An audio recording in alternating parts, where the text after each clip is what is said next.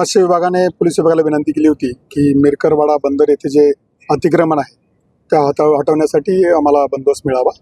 तर त्यासाठी एक 3 दिवसापासून आम्ही सातत्यानं ह्या भागामध्ये गस्त करत होतो। त्या ठिकाणी काही रूट मार्च आयोजित केले होते। त्याचबरोबर फिशरीज डिपार्टमेंटच्या वतीनं जे काही अनाउन्समेंट आणि नोटीस देण्याचं काम होतं ते सुद्धा करण्यात आलं होतं।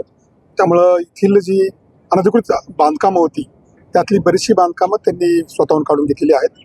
आज जी काही रॅली विरोध बांधकामं आहेत त्यासाठी फिशरीज डिपार्टमेंटने स्वतःचा त्यांचा वेगळी यंत्रणा दिलेली आहे आणि ह्या संपूर्ण कामासाठी या ठिकाणी जवळपास 25 पोलीस अधिकारी 500 पोलीस कर्मचाऱ्यांचा बंदोबस्त आम्ही तैनात केलेला आहे आणि ही मोहीम जी आहे ती संपूर्ण जोपर्यंत इथली अतिक्रमण काढली जाणार नाही तोपर्यंत ती चालू राहील।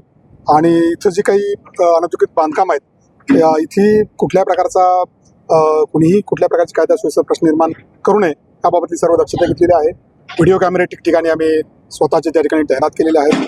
आमचे स्वतःचे ड्रोन कॅमेरे आहेत।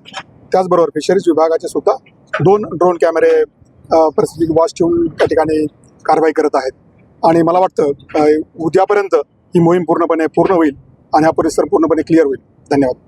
मत्स्य व्यवसाय विभागाच्या मेरकरवाडा बंदरातील 10.83 हेक्टर कार्यक्षेत्रामध्ये कित्येक वर्ष अनधिकृत बांधकामं होती।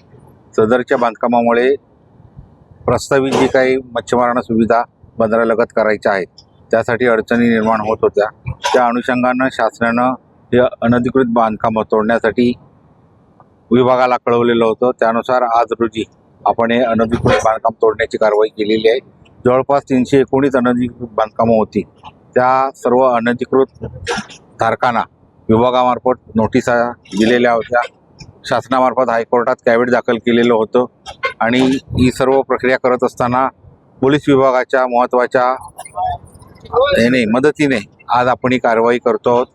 तर या सदरच्या कारवाईमध्ये आत्तापर्यंत जवळपास 70-75% बांधकामं ही निष्कासित झालेली आहेत। उर्वरित 20 ते 25% बांधकामं जी आहेत ती संध्याकाळपर्यंत पूर्णतः निष्कासित करण्यात येतील आणि उर्वरित जे काही काम राहील डेब्रिज वगैरे हलवण्याचं ते काम उद्या करणार आहोत आणि उद्यानंतर सदरची संध्याकाळी कारवाई संपेल।